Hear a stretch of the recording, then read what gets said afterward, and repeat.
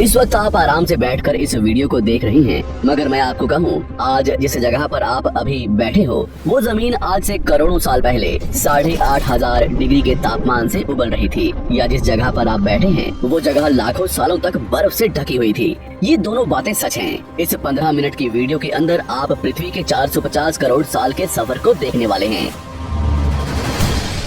जिस जगह आज हमारा सौरमंडल है, वहाँ विभिन्न प्रकार की गैस और धूल के बादल हुआ करते थे। वैज्ञानिकों के मुताबिक इन धूल के बादलों से दूर एक तारा हुआ करता था। वक्त के साथ साथ उस तारे की ऊर्जा कम होने लगी, जिसके कारण उसके अंदर एक विशाल विस्फोट हुआ। विस्फोट की वजह से अंतरिक्ष की ये धूल एक दूसरे से दबने लगी। इस दौरान बादलों में स्थित धूल के कण दबाव और गर्मी के कारण बड़े उल्कापिंड और पत्थरों में परिवर्तित हो चुके थे, और इसी दबाव की वजह से इन बादलों में स्थित रेडियो एक्टिव पदार्थ ने ग्रेविटी का निर्माण किया। इस ग्रेविटी के कारण बीच में हाइड्रोजन और हीलियम इकट्ठा होने लगे। बीच के इस भयंकर दबाव के कारण एक विशाल विस्फोट हुआ, और इसी विस्फोट के कारण हमारे सूरज का जन्म हुआ। अंतरिक्ष में फैले एस्ट्रॉयड यानी क्षुद्र ग्रहों में भारी वजन की वजह से सूरज के करीब आकर सूरज की परिक्रमा करने लगे। धीरे धीरे इन्हीं एस्ट्रॉयड में भारी टकराव हुआ, जिसके फलस्वरूप मरकरी, विनस, अर्थ और मार्स जैसे ग्रहों का निर्माण हुआ। वैज्ञानिकों के मुताबिक उस वक्त पृथ्वी और मार्स यानी मंगल ग्रह के बीच थिया नामक ग्रह सूरज की परिक्रमा किया करता था। पृथ्वी पर ग्रेविटी होने की वजह से सूरज की परिक्रमा करने वाले एस्ट्रॉयड अब पृथ्वी की परिक्रमा करने लगे, और धीरे धीरे करोड़ों सालों तक ये पृथ्वी पर गिरते रहे। और ऐसी घटना हमारे पड़ोसी ग्रह थिया पर भी हो रही थी, जिसके कारण थिया पृथ्वी के और करीब आने लगा और आकर पृथ्वी से टकराया। इस भयंकर टकराव की वजह से पृथ्वी के हिस्से कणों के रूप में अंतरिक्ष में फैल गए और एक रिंग्स की तरह पृथ्वी की परिक्रमा करने लगे। इन्हीं परिक्रमा करते हुए कणों में टकराव होने लगा, जिसके कारण हमारे चांद का निर्माण हुआ। उस वक्त पृथ्वी पर सिर्फ एक ही समुद्र हुआ करता था, और वो था 1900 डिग्री सेल्सियस के तापमान पर उबलते हुए लावे का। उबल रही थी वो सारी चीजें जिसे आज आप अलग अलग नाम से जानते हैं। वक्त के साथ साथ पृथ्वी धीरे धीरे ठंडी हो रही थी, जिसके कारण पृथ्वी के भारी तत्व जैसे धातु और रेडियो एक्टिव पदार्थ पृथ्वी के केंद्र में जाकर इकट्ठा हो गए, और हल्के पदार्थ पृथ्वी की सतह पर आ गए। लाखों सालों तक पृथ्वी पर उल्कापिंडों की बरसात हुई, और इन गिरते हुए उल्कापिंडों में जमा था नमक, मिनरल्स और पानी। करोड़ों सालों तक इन उल्कापिंडों की बरसात होती रही, और धीरे धीरे पृथ्वी की ऊपरी सतह पानी से ढकने लगी। वैज्ञानिकों के मुताबिक यही वो वक्त था जब दूर गहरे पानी के अंदर निकलते ज्वालामुखियों से पहली बार सूक्ष्म जीवों का निर्माण हुआ। लाखों सालों बाद एक वक्त ऐसा आया जब पृथ्वी की पूरी सतह पानी से ढक चुकी थी। हमारी पृथ्वी के सबसे अंदर का कोर रेडियो एक्टिव पदार्थ से बने होने की वजह से हरदम गर्म होता रहता है, लेकिन जब भी पृथ्वी की ऊपरी जमीन ठंडी हो जाती है, तब पृथ्वी के अंदर की गर्मी बाहर नहीं निकल पाती, जिसके कारण ज्वालामुखियों का निर्माण होता है। और उस वक्त कुछ ऐसा ही हुआ। पानी से ढकी हुई पृथ्वी पर हजारों की तादाद में ज्वालामुखी निकलने लगे, और आने वाले लाखों सालों तक इन ज्वालामुखियों का निकलना जारी रहा, जिससे पानी के ऊपर जमीन का निर्माण हो रहा था। इस वक्त भी पृथ्वी पर वातावरण न होने की वजह से अंतरिक्ष से उल्कापिंडों की बरसात हो रही थी। आज से लगभग 300 करोड़ साल पहले पृथ्वी पर ऐसा वक्त आया जब पृथ्वी का वातावरण लगभग स्थिर होने लगा था। ज्वालामुखी निकलने धीरे हो गए थे, और पृथ्वी का एक दिन 12 घंटे का हुआ करता था। साल बीतते गए, और धीरे धीरे ये सूक्ष्म जीव विकसित होते गए और समूह में रहने लगे। आज से लगभग 250 करोड़ साल पहले पहली बार पृथ्वी पर ऐसे जीवों का निर्माण हुआ जो जीने के लिए ये पानी के अंदर के मिनरल्स यानी खनिज पदार्थ और धूप का इस्तेमाल करते थे, और मल त्याग के रूप में ऑक्सीजन बाहर निकालते थे। इस वक्त तक पृथ्वी पर ज्यादातर ज्वालामुखी निकलने बंद हो चुके थे, और इन माइक्रोबैक्टीरिया की वजह से वातावरण में ऑक्सीजन की मात्रा बढ़ रही थी।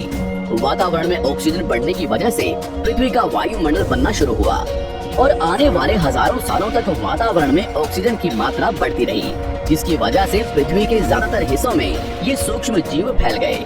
हजारों सालों बाद एक वक्त ऐसा आया जब पृथ्वी में ज्यादा ऑक्सीजन बढ़ने के कारण ये सूक्ष्म जीव मरने शुरू हो गए।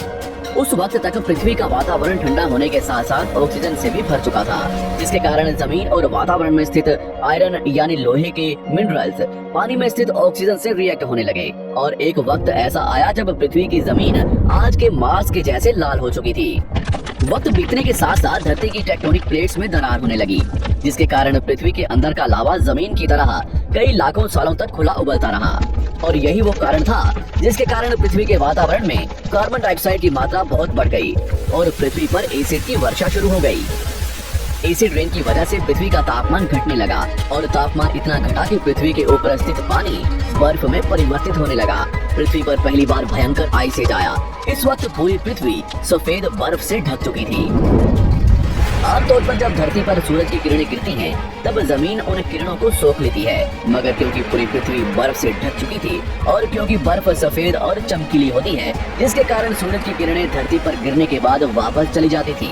इसी कारण से पृथ्वी कई लाखों सालों तक बर्फ से ढकी रही, मगर फिर से पृथ्वी के अंदर स्थित गर्मी ज्वालामुखी के रूप में निकलना शुरू हो गई और इन ज्वालामुखियों से निकलने वाली गर्मी ने बर्फ को पिघलाना शुरू कर दिया। इसी बीच पृथ्वी की गहराई में बचे कुछ सूक्ष्म जीव धीरे धीरे बदल रहे थे और अब वो ऑक्सीजन को अपने शरीर को बड़ा और जटिल बनाने के लिए इस्तेमाल करने लगे थे। इस बीच पानी में अलग से भी छोटे समुद्री पौधे निकलने शुरू हो चुके थे। बाहर जैसे जैसे ज्वालामुखी निकल रहे थे, वैसे वैसे वातावरण कार्बन डाइऑक्साइड की वजह से गर्म हो रहा था। वक्त के साथ साथ बर्फ तो पिघलने लगी, मगर धरती पर फिर से एसिड की वर्षा शुरू हो गई, जिसके कारण फिर पृथ्वी ठंडी होने लगी और फिर पृथ्वी की ज्यादातर सतह बर्फ से ढक गई। ऐसा बार बार कई हजारों सालों तक होता रहा और इसी कारण से अब समुद्री जीव धीरे धीरे वातावरण के हिसाब से विकसित हो रहे थे। इस बीच कई सारे जीव और समुद्री जंगल विलुप्त हो गए, मगर जो बच गए वो धीरे धीरे पृथ्वी के बदलते तापमान के हिसाब से ढलते गए और अब हजारों सालों बाद समुद्री पेड़ बर्फ की वजह से पूरी तरह से मरते या सूखते नहीं थे। अब सूक्ष्म जीव समुद्री जीव बन चुके थे। जब फिर से ज्वालामुखियों ने पृथ्वी की बर्फ को पिघलाना शुरू किया, तब ये समुद्री पेड़ जल्दी विकसित होकर फैल गए। धीरे धीरे वातावरण में ऑक्सीजन की मात्रा बढ़ने लगी और पृथ्वी पर होने वाली एसिड की वर्षा कम होने लगी। वातावरण में ऑक्सीजन आने की वजह से पृथ्वी की ओजोन लेयर्स मोटी होने लगी और आज से लगभग 47 करोड़ साल पहले पृथ्वी की ऊपरी सतह पर पहली बार मोसोस नामक प्लांट उगना शुरू हुआ। वक्त के साथ साथ जमीन पर अलग अलग प्रकार के पौधे और पेड़ उगना शुरू हुए। एक वक्त ऐसा आया जब जमीन के पेड़ों की लंबाई लगभग 80 से 100 फीट जितनी या आज के 5 से 6 मंजिला बिल्डिंग जितनी ऊंची हो चुकी थी। ये वो वक्त था जब समुद्री जानवर समुद्र से बाहर निकल रहे थे और जमीनी जानवरों में परिवर्तित हो रहे थे। धरती की ज्यादातर जगह इकट्ठी हो चुकी थी, जिसे आज हम पैंजिया महाद्वीप के नाम से जानते हैं। पृथ्वी का वातावरण और तापमान लगभग स्थिर हो चुका था और अब करीब 21 से 23 घंटे का दिन हुआ करता था। अब समुद्री जीव पानी से बाहर रहने लगे थे और वातावरण के हिसाब से उनके शरीर का रंग रूप बदल रहा था। धीरे धीरे ये जमीनी जानवर डायनासोर्स में परिवर्तित हो गए। जिन डायनासोर्स ने पेड़ पौधे खाने शुरू कर दिए, उनका शरीर लंबा और विशाल रूप से विकसित होने लगा। कुछ डायनासोर्स शिकार किया करते थे, जिसके कारण वे छोटे और तेज होते चले गए।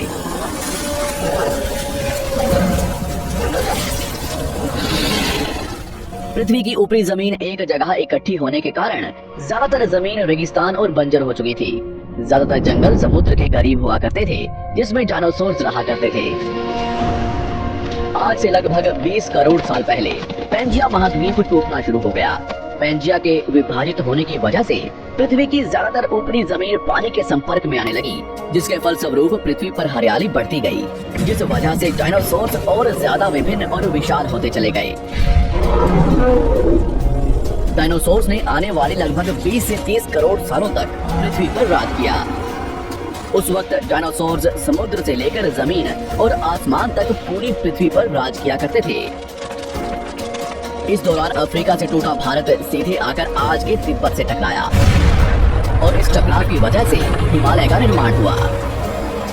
आज से लगभग 6.5 करोड़ साल पहले पृथ्वी की तरफ आज के माउंट एवरेस्ट से भी बड़ा लगभग 4.5 लाख करोड़ किलो जितना वजनिया उल्का पिंड लगभग 80,000 किलोमीटर प्रति घंटे की स्पीड से पृथ्वी की तरफ आ रहा था। पृथ्वी की सतह को छूते ही उसमें भयंकर आग लगी और वो जलते हुए सीधा पृथ्वी से टकराया।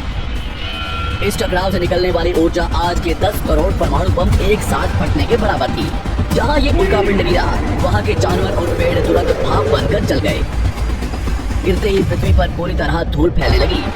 समुद्र में भयंकर बाढ़ आने लगी। भूकंप और आग ने पृथ्वी को जलाना शुरू कर दिया।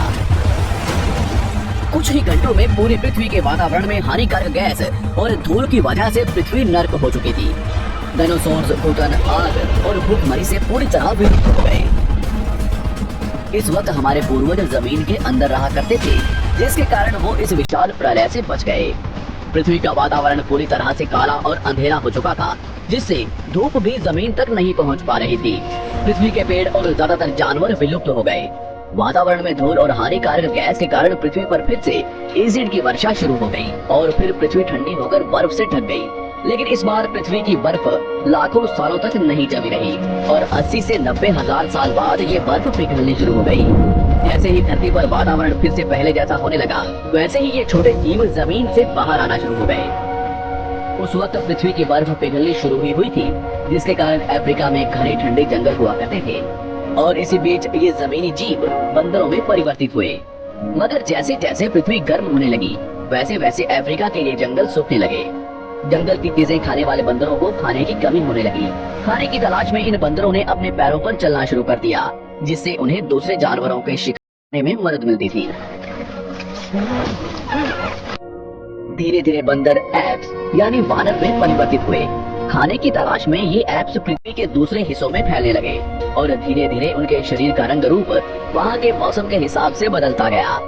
वक्त के साथ साथ हम आदिवासी बने। हमने हथियारों से लेकर आग का आविष्कार किया। हम धीरे धीरे इंसान के रूप में विकसित हुए। हमने धर्म से लेकर परिवार, भाषा और संस्कृति का निर्माण किया और वक्त के साथ साथ हम विकसित होते चले गए और आज हम इस पृथ्वी की सबसे विकसित प्रजाति बन चुके हैं। पृथ्वी को आज के जैसे बनने में लगभग 450 करोड़ साल का वक्त लगा है और हमें एक छोटे जमीन में रहने वाले जानवर से इंसान बनने में कई लाखों सालों का। मगर हमने इन 100 सालों में जितना पृथ्वी को गंदा और तबाह किया है, उतना आज तक किसी भी प्रजाति ने नहीं किया होगा। हम फिर से धरती को गर्म कर रहे हैं और कार्बन डाइऑक्साइड की मात्रा बढ़ा रहे हैं। वैज्ञानिकों का मानना है कि पृथ्वी पर फिर से विशाल परिवर्तन होने वाला है।